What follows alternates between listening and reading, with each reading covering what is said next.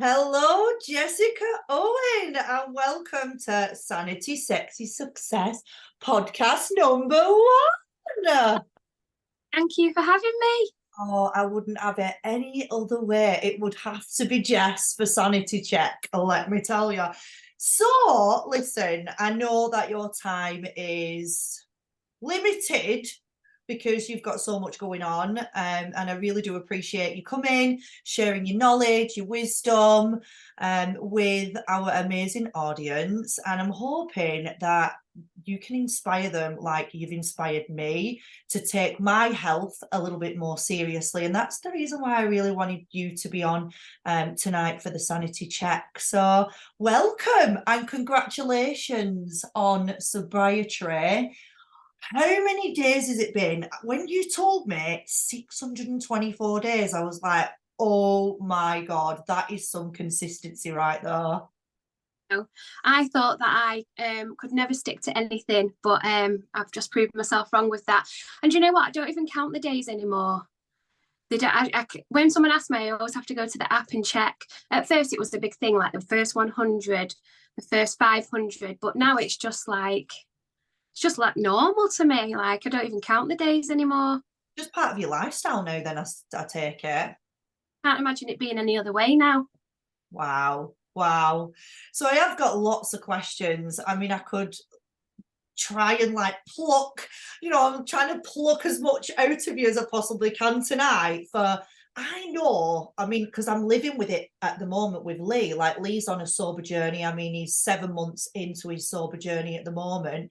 And, honestly, what a celebration. Like the transformation that I've seen in Lee is amazing. And like he now says the same sort of things as you, like he couldn't see his life any other way because, you know, yeah, like he's a completely different person to live with. Like it's just amazing. So I love to hear it from somebody else that's living it in that female sort of lifestyle, because it's one of them, in it. Like when you're going out with the girls, like the thing is, let's have a casual drink, the bottle of wine comes out, the Prosecco comes out. So, I bet it's quite Yeah, tough. it is. So for the first 6 months, I really couldn't face socializing. I kind of like became a hermit.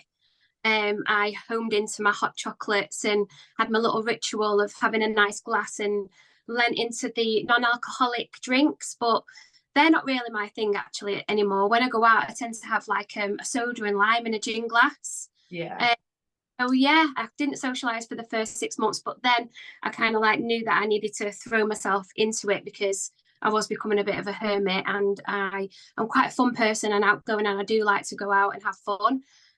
So yeah, I kind of like eased my way into doing it, and I found out that I actually don't need a drink to have fun.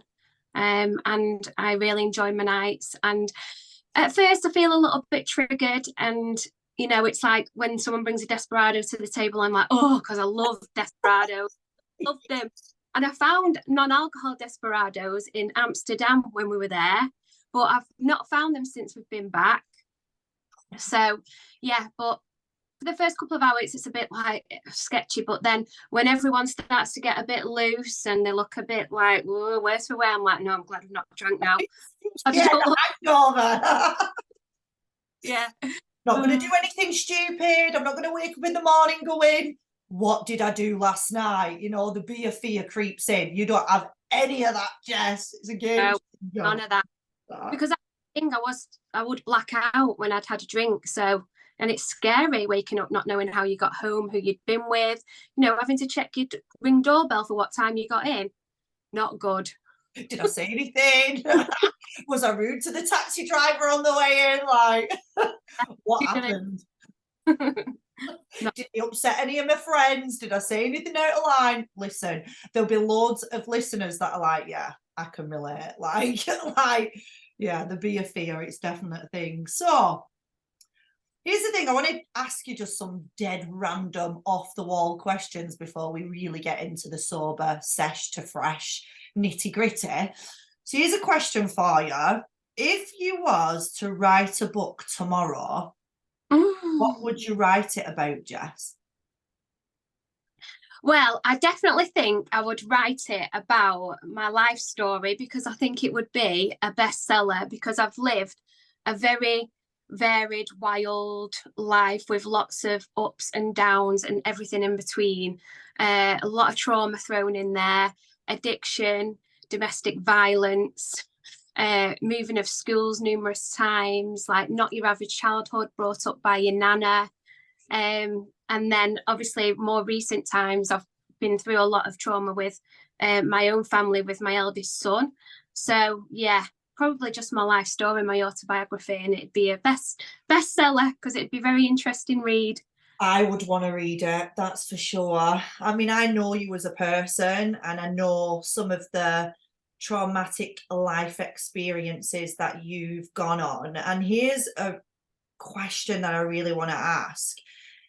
Do you think that it's trauma related, the reason why you chose to pick up the bottle? Yeah, I think growing up, I was around alcohol a lot. I come from a family of big drinkers. Um, and then as soon as I became a teenager, my circle of friends were all big drinkers. We'd get the fake IDs and get into pubs at 15. And that was a lifestyle. Like we'd be in the pub from Thursday to Sunday. Then when we went on to have children, we'd party around each other's houses because we'd have the kids will play. We'd be in the kitchen drinking. But I do feel like I did drink to escape myself. And then more recently, I was definitely using alcohol as to self-medicate.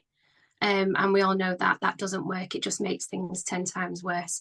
So yeah, I do feel like it was. I come from a family that have got that have addiction, basically. So I do feel that as well. Yeah. It just kind of follows suit, right? Unless you do something drastic to change that cycle. Yeah. And it wasn't until like about 10 years ago when I got into the industry that we're in, and you do a lot of personal development. And it wasn't until then that I really did like some soul searching and dug deep, but I really could not give up the alcohol, although I knew it was holding me back. It just had such a grip on me because of the lifestyle, my friends, my family, and just how it is in society. You drink when you celebrate, you drink when you're sad, you drink at the weekend, Saturday. It's one of them. And I remember just like watching One Year No Beer. There was a guy that used to come on live, and you sit there and think, how the hell does anyone go 1 year without any beer? And now look at me, I'm nearly doing 2. But yeah, it's crazy journey. It is. Also, like, you can have that social thing of drinking, but that one thing can happen to you where it can turn really dark, and then like make or break. Yeah. And this is where the personal development really comes in, and you start to see, because sometimes you can read something or you can listen to a podcast and you think, yeah, it was great, but really it's in there. And when shit happens, life throws you a curveball, life gets a little bit dark, you're resilient. And it's like, oh my God, I learned that in that book, or I listened to that in that podcast. And it all kind of makes sense. It's you storing the information. One thing that I've always been taught is knowledge is power, knowledge is king, queen, whatever you want to call it. And the more that we feed positivity into our heads, the more resilient we become in those tougher times, so that we don't pick up the bottle or the drink as sort of a self-medicating thing. So the personal development has definitely been key for you. And here's another question then. Is there a particular book, podcast that has been a predominant sort of to go to for you? So in the beginning of personal development, The Secret just like blew my mind. I remember listening to it because I had it on Audible, and I just lay on the bed listening to it, and my whole body was tingling. I was like, what is this? Like, I never knew anything about law of attraction. We came from a negative family, and I think the generations before us as well didn't have like the knowledge and power that we have now. So listening to that, I was like, whoa. And then I try and live by that now. Yeah. And then to sobriety, a book that changed my whole mindset around alcohol is called This Naked Mind, and it's by an author by a lady called Annie Grace. And that is just, it just gives you an insight onto how alcohol works, how it's promoted to you, and why it keeps you coming back for more. It's like the scientific side of it. And wow. that was, I'm done. Wow, that's amazing. Yeah, because I did always wonder, was there something that has been helping you through those sort of tougher times? Because life is tough, and tough more so now than ever before. Financial strain, illness strain, like the world's gone crazy. It's like, where do we find the alignment or realignment in all of this? So yeah, amazing. Thank you for sharing that. What else do I want to ask you? I think going into what you've just said about like how do you cope, what do you turn to, I do have like a wellness strategy that I turn to, and it's a list of all the things that make me feel good that doesn't involve alcohol. So it'll be reading the Quitlet, listening to the podcasts, going for a walk, walking. That is my, especially in nature. Sometimes I don't even listen, I just walk just with my own thoughts. And then like taking a bath, having your nice drinks.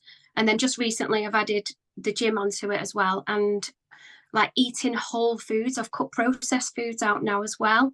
I wasn't able to do that at the beginning because I was like bad with my it got me through, but now it's like made space for me to now home in and learn about health as well. So love. So can you believe that the Euro Millions has rolled over again? Do you put the lottery on by any chance? Well, I don't, but Jordan does. But you know, I'll have to do it, won't I? 186 million. My days. 186 million. So, Jess, what would you do with that sort of money if you won that sort of money? 186 million. Oh my days. So first of all, I've turned heating on. Shivering. Oh, keep warm. Every household in Great Britain, can I just say? Not just you, Jess, the freaking whole of us. Mental. Yeah, definitely turn my heating on, book a holiday, and just like really help all my family out. God, it's just, I don't know, that amount of money is scary, isn't it? I'd have to. Life change. It's absolutely. I mean, if it fell on the right hands, it could be world changing, that sort of money. Like me and Lee talk about it all the I don't even put the lottery on, but I talk like as if I'm winning it all the time.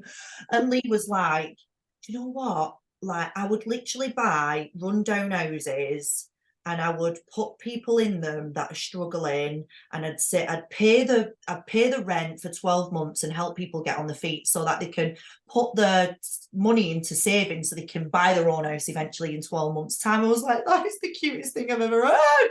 That's amazing. Like you could literally do anything, couldn't you, with that sort of money? Much. So much. Give back on, couldn't you? Oh, insane.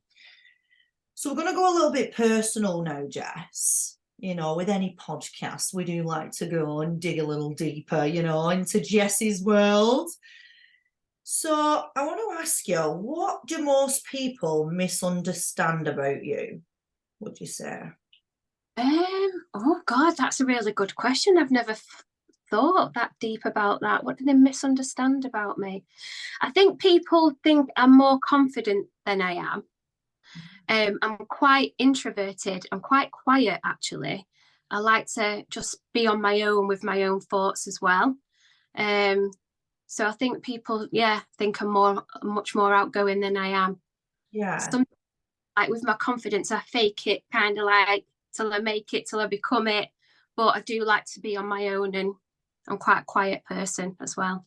That's interesting as well, you know, because I can relate to that a little bit, because again, with the industry that we're in, the business that we're in, like it's quite a put yourself out there, crank it up, you know, 100 decibels, energy attracts, all of that kind of stuff. But I am the same. I'm an introvert at heart. I like my own space. I like being in my own surroundings. I like just shutting the door, turning my phone off so nobody can ring me, so I can relate to that. And would you say, going back to sobriety again, do you think that a lot of people saw you as the extrovert because of the drink? Because when you have a drink, you get that. Oh yes, It's like I, the person, isn't it? yeah, I was a party animal, and I think that's what it was as well. Like when I first started drinking, you realise, oh, this is a comfort blanket, isn't it? And then got my auntie always said, I've always noticed with you, Jess, your first two drinks, you'll drink them really slow. Then it's like woof, woof, woof, and it's whacking them back. And then I'm like this loud, ridiculous person. So yeah, I do feel like I have been living like this kind of persona that's been like morphed because of what's the word? Because of alcohol. Do you know what I mean? This like what's the word? Not morph, but I know this what you mean. I mean, It like puts the real Jess away, isn't it? yeah, It's like a different I call them egos, really. It's like a different, you like morph into a different human being. Yeah, I yeah, get it. that's yeah. Everyone says that though, don't they? Like drinkers, it's one of them. It's, I am different when I have a drink. Oh God, I'm wild. Everyone says it. Everyone says it, yet we still do it. Like, why, Jess? Why? I'm not a big drinker. I do socially drink occasionally, but I'm just not into that, like, out party scene anymore. It's just not for me, and it's not been for a very, very long time. I can quite easily just have a glass of wine and I'd be okay with that. Where a lot of people can't have that balance, and I think that's where it then becomes, Well, that's it. an issue. Special it's a gift being able to moderate. And I was definitely not a moderator. Like having that one glass of wine, I'd like have that itch of like where's the next one and the next one and the next one. And then when I was younger, I was like the last one standing all the time, and I was really proud of that. But now obviously I realise that is nothing to be proud of. But yeah, just because I could just keep going and going, and I had a really high tolerance in the end. But yeah, I've not got that special gift of moderation. And sometimes I think, I wonder if I could moderate now, but it's your brain tricking you, thinking, oh yeah, you'll be able to do it. Go on, just have one. But I'm like, no, I have to play the tape forward and think, if I have one, I'll have that awful itchy feeling that I need another. And it's just not worth it. It's not worth it to me. I agree, because I think it's knowing yourself and your triggers, and it's then, I mean, because you've used the word self-medicate, if that's then classed as, you're addicted. So that's the thing. Now, another question off the back of that is, a lot of people do this. They switch from one addiction to another addiction. Have you done that? Yeah. So when I was younger, obviously started drinking, and then the party drugs came out. We went to clubbing and things like that. And then that escalated, but knocked that straight on the head. And then it was just the alcohol in the end. But yeah. But recently, so since you've gone sober, have you, because what's happened, example with my partner, is he has stopped the drink, but then instead of that, he's gone hard with the gym. Like, he has to go every single day. He has to go in the sauna every single day. So because he's got an addictive personality. Have you found that with yourself? 100%. So chasing the dopamine hit, 100%. And so that's what happened. I've been reading a book by Davina Taylor, and she talks a little bit about this, like we're dopamine, we're just always chasing it, our types of personality. And I think you can do a DNA test and you get to know like all different things about yourself as well. So yeah, definitely chasing that. So at first it went to chocolate, and then obviously the walking. But now I'm the same with the gym. Like my mindset about the gym now is like it's a treat. If I don't go, I'm punishing myself, kind of thing, because I just need that mood booster. I need that dopamine hit. Guess what? The drink is a negative sort of obsession, right? The gym, I mean, if we're going to swap one for the other, let's go for the gym. I'm quite happy and fully supportive of Lee going down that route. You know, if he said to me, I've got to go 5:30 in the morning, he was going, so he could make sure that he was doing it every single day. And then the sauna thing, you know, it's fitting it around the kids and everything, so it didn't become where we were at loggerheads. So yeah, changing an obsession for an obsession, I think that's okay. And I would love to hear you know, everybody that's listening in, your thoughts. So please do leave your comments on what you feel, you know, with that topic. So next question that I've got for you: what's your biggest failure, and what did you learn from the experience? Oh gosh, my biggest failure. I do feel like with my eldest son, I do feel like I failed him in some ways. I feel like I could have fought harder for him with school. And I do regret that. But again, I was drinking as well because I was stressed, mummy juice, whatever you call it. And I do feel like now I've come away from the booze, I've got so much more strength and time and clarity and motivation. I feel like if alcohol wasn't around at the time that where Riley needed the support with school and whatnot, I would have been able to fight harder for that. So yeah. I mean, I know personally that you're a great mom, and you, I mean, I feel like I need to say this to you. Don't allow that to hold you back from what you can create for yourself moving forward. Because I try not to like hold on to the past too much, because it can make you spiral and stuff. So I do put it to bed and stuff. And obviously the reason he is like a massive reason why I did give up the booze is because I needed to be stronger for him, basically. So and that's what I'm doing. That's what I'm working towards, being the strongest I can be. So, and that's the thing, like, and that is what you're learning from the experience, right? Is that yes, you made some mistakes, because that's all it is. You're human.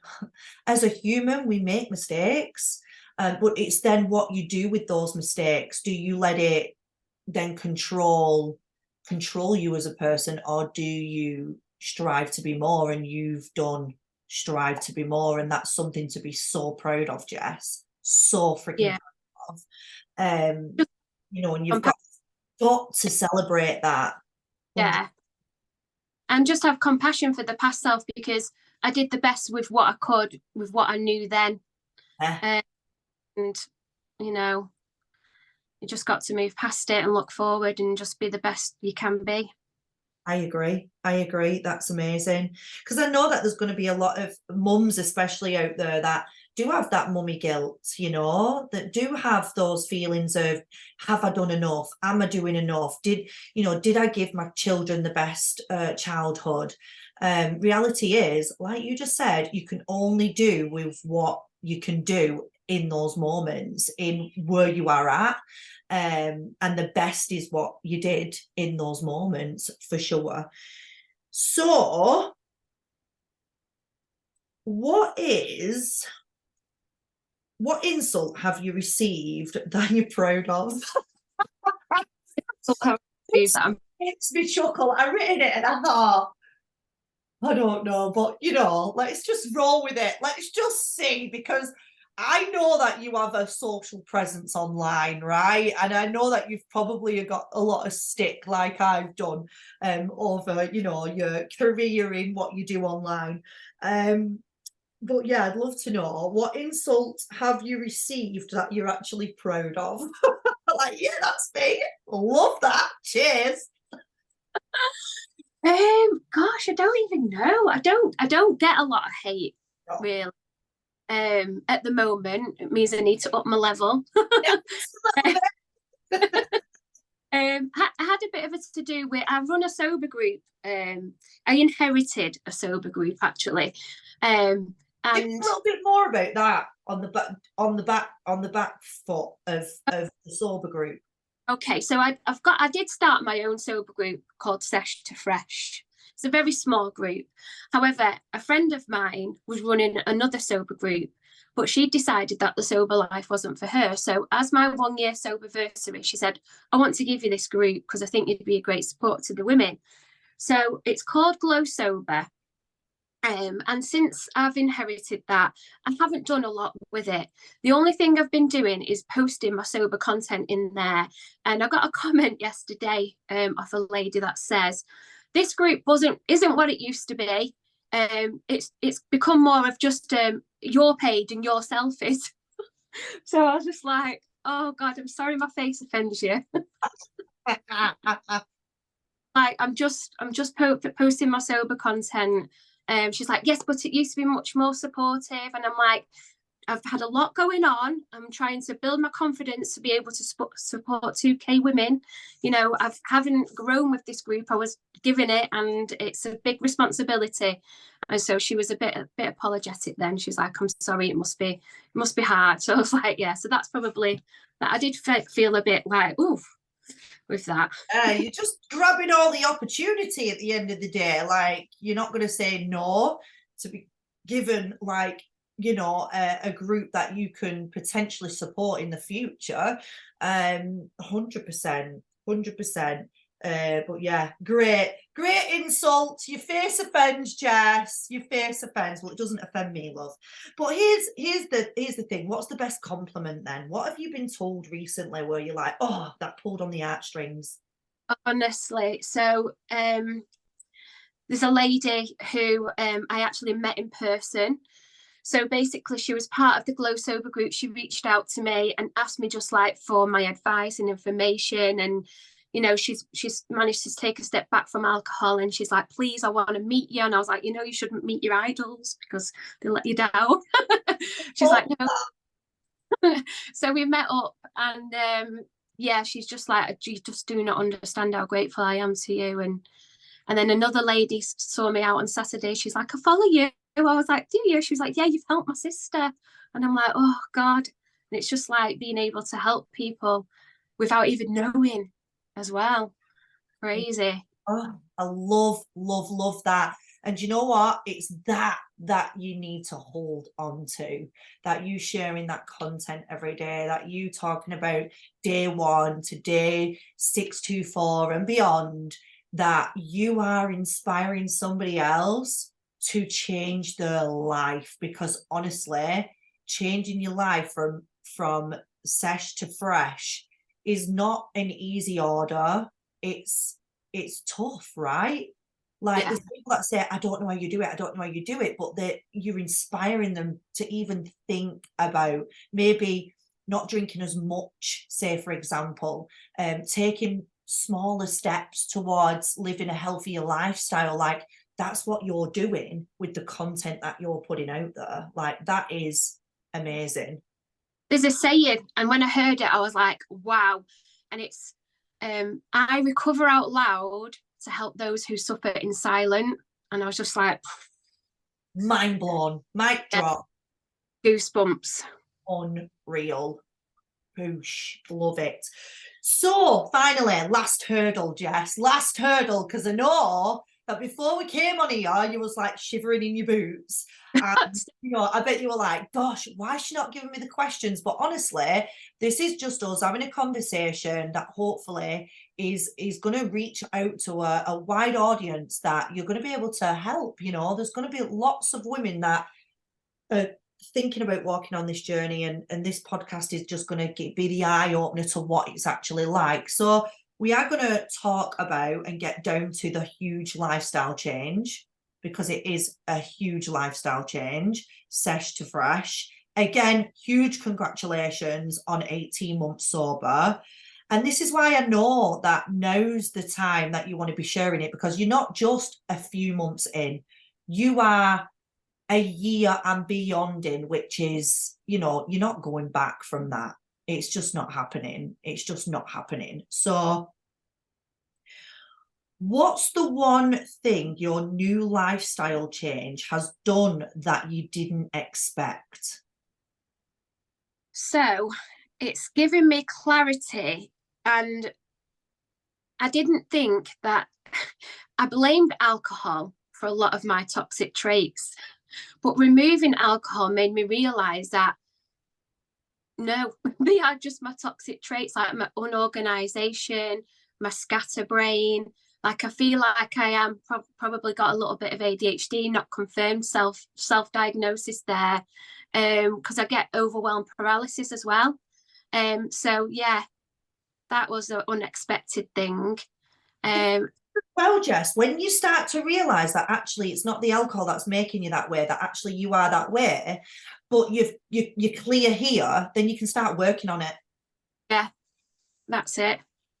That's it. And something else that I didn't expect was how much time you have on your hands. Because you obviously you spend your time drinking in the evenings, and then the next day, like some days would just a whole day would be written off. But now, like I'm up before my alarm in the morning, I'm motivated, I'm ready to go. And like I'm just not tired, and it's just I just have loads more time. More time, loads more energy, loads more thinking space, loads more positivity, loads more confidence. I bet the weight's come off. Definitely it's coming off slowly, but it's coming off. Yeah, but that alcohol blow and that alcohol belly is a true thing. Like Yeah. Leah's dropped 2 stone in weight in Well, 7 months. you'd be good all week, and then it get to weekend, and then you just ruin it, and then Monday, Tuesday you'd be binging on greasy food, and then back in on Wednesday, but then by Friday you're drinking again. So there was just no time to fit that healthy lifestyle in. Yeah. And then you just make excuses up for why you were feeling the way that you were feeling. Yeah, that's it. Mental. Crazy, isn't it? Yeah, Crazy it what is. we do to ourselves, Jess. It's a merry-go-round, and I'm just so glad that I've jumped off. And it's mad how much alcohol has got a chokehold on the world. Yeah, I agree. And, you know, the advertising and the advertisement companies and all that, they've got a lot to answer to for that. Do you know And what I mean? and the way they sit on the shelves, and they're lit up in the bars, and the nice glasses, and yeah. It's not great. It's not great. So here's another question. What is the common myth about sobriety that you would like to educate on today? Common myth. I feel like people think sobriety is boring, but it's not, because you are. It's like sobriety is like you're living in black and white when you're drinking, and then you're sober, and suddenly like the world becomes colourful again, and it's like. And like the first few months, you're in like what's called the euphoric stage, the pink fluffy cloud stage, and you're like, whoa, this is wonderful. And then you're not boring because you've got more time and more space in your brain to home into things that you're actually interested in. Like I never used to have any hobbies or anything. Like my hobby would be red wine. You know, it's mad. But then you've like it just opens up so much more. Like your world opens up. So exciting. I love It, that. I love that. And that, yeah, I would say that's it. Oh, you're boring, you. You know, oh, why you're not having a drink? You're boring, you. That's what Lee gets. yeah, Look, you know. it's not. It just opens up new avenues, and you can do it. You do a lot of soul searching, and like things come up, and you start remembering things, and you start working through them. Because that was another reason why I stopped drinking, because the doctor threw antidepressants at me, but I knew that I wanted to work through everything now, because if I didn't, it would manifest in other stuff later down the line. So, and then thoughts and feelings come up, and you have to work through them, and it's like a self exploratory program system that you're going through. Rediscovering yourself in a way, isn't it? As a new person. Like, how exciting is that? Really exciting. Definitely not boring. Definitely not boring. Probably scary. And I think that's what it is. Let's forget the boring. It's that scarcity of what am I going to find in this movie? Well, it's growth, isn't it? And all growth is uncomfortable. So it is uncomfortable at times, but you've got to go through the uncomfortable because that's where the growth is. Oh, honestly, it gets me so excited because you're right, and it unlocks so many new opportunities and new doors for you as a person when you're just leveling up in that sort of way. You're saying no to this because you want more of this, like game changing. Now, what is the biggest challenge you're facing now that you live in the new lifestyle, and be honest? Biggest challenge I'm facing. See, I thought socializing would be one of my biggest challenges, but it's not really. Because I've got, my exit plan and I know I can get home. I'm okay with that. I don't know. What's my biggest challenge? What is my biggest challenge? Sometimes I feel like obviously being a content creator and putting sober content out there, it's a pressure to help people, keep helping people. And sometimes when your own cup isn't feeling very full and you feel like you're not doing enough for others, that can be quite challenging. I agree. So don't put too much pressure on yourself if you're going to do it. Is that what you're saying? Yeah. And that actually moves us into what's the one piece of advice you would give someone who's wanting to get sober? 100% get a wellness strategy in place, which is a list of all the things you like to do that doesn't include alcohol. Follow as many content creators for sobriety as you can, listen to as many podcasts and read as much Quitlet as you can. Be prepared to say no to things that you're going to feel uncomfortable doing, like nights out and stuff. Like obviously it took me 6 months before I felt ready to socialize. Get yourself an app and start counting your days, and then reward yourself when you hit certain achievements, like 10 days, 100 days and so on. And just choose you and do things like chase that dopamine hit in other ways. So obviously get your walking boots on and get out in nature. Love that. That doesn't cost anything either, does it? Getting that fresh air in through the nose, out through the mouth will help with the anxiety as well, because a lot of people who have got anxiety tend to go to the drink. So for those of you that are listening that maybe are drinking because of anxiety, like in through the nose, out through the mouth. And but what I will want to just say, don't just stop. Obviously go to your GP first, because if you just stop drinking and you're dependent on it, it can cause you to have fits and whatnot. So you always go to your doctors. Don't just take my advice. I just have to clear that up. You know what, I'm glad you just said that, because you've literally answered my next question, which was do you need additional support from doctors, therapists, things like that? Does it depend on what sort of, because I mean there's different levels of addiction, right? But just always see your doctor. That's just the first thing to do. Always see your doctor. And then there is agencies out there. Obviously you've got AA, you've got alcohol support workers, but your doctor will be able to put you in contact with anything like that. And obviously there's stuff online you can look for as well. Yeah, I love that. Thank you so much. So let me see. I just want to ask you one more question. I mean, I've got so many written down, but I mean, like I said, I could be here for you I could be here talking about this particular subject all night, okay? And I'm going to literally sit down tonight with Lee straight off the back of this and be like, she said this, she said this, she said this, you need to do this. She's got lots of information for you, Lee. Okay, so do you have any SESH to fresh life hacks that have been the most life-changing for you?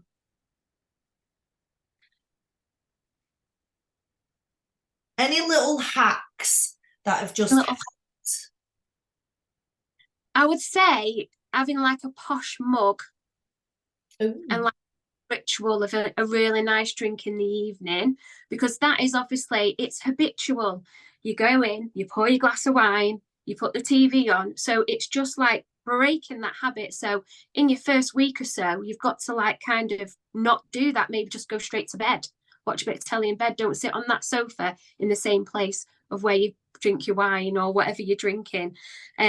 So change your cup, make that a little ritual for yourself. Like, absolutely go hard on the self-care. Absolutely love yourself to pieces. Be so selfish. Say no to people and just love on yourself like the hardest you've ever done it in your life. I so relate to that. Yeah, it's prioritizing self-care, it's prioritizing you. And I know there's going to be a lot of mothers that are going to be listening to this because of my audience just as a whole, like, and mums especially, like this mum guilt of, well, I can't put myself first because my kids come first and this comes first and that. You have to, because if you are trying to pour, should I say, from an empty cup, it's not going to happen. And we've got to look after this first to be able to support our children and support, you know, our friends and family, and be here for a long time. You know, we've got to work on this. So yeah, I agree. Sobriety is the biggest life hack. But my little hack for sobriety is I just go in on self-care all the time. Yeah, run the bath, go for the walk, you know, go breathe in that fresh air. Yeah, I feel like I've never looked better, really. My skin fantastic. glowing, my face is less puffy, and you know, I'm not getting the acne that I was. Which Just boosts your confidence. What woman doesn't want to walk in ultimate confidence? Which woman doesn't want to walk into a room and just light it up because she's like glowing to the gods? Like, that's it. And honestly, Jess, you look fantastic. Thank I know you. you probably get told this all the time. She's just turned 40 and doesn't look a day over 18, just saying. It's that good skincare, you know. It is, and she plugged it. You go, girl. You go, girl. So here's the thing. Where can these listeners find Jessica Owen? So on Instagram, I am Miss Jessica Owen _ and you can find me on Facebook as well. All the links to my socials will be in my Instagram bio as well. And if you want to get yourselves in the groups, they are on Facebook, SESH to Fresh. And then the sister group, which I inherited, is called Glow Sober. Glow Sober. So, ladies, gents, podcast listeners, we are so grateful for you, and we are so grateful for you, Jess, for bringing your energy, your knowledge and your wisdom on this special subject of sobriety, which I genuinely believe that the world would be a much better place with more sober people in it. So thank you so much. Thanks for listening. We will be back in 2 weeks from now with another check, but it's the sexy check. So please do check in on the Spotify Sanity Sexy Success for more podcast interviews. So thank you, Jessica, and I will see you soon. Thank you for having me. Bye now. Bye, darling.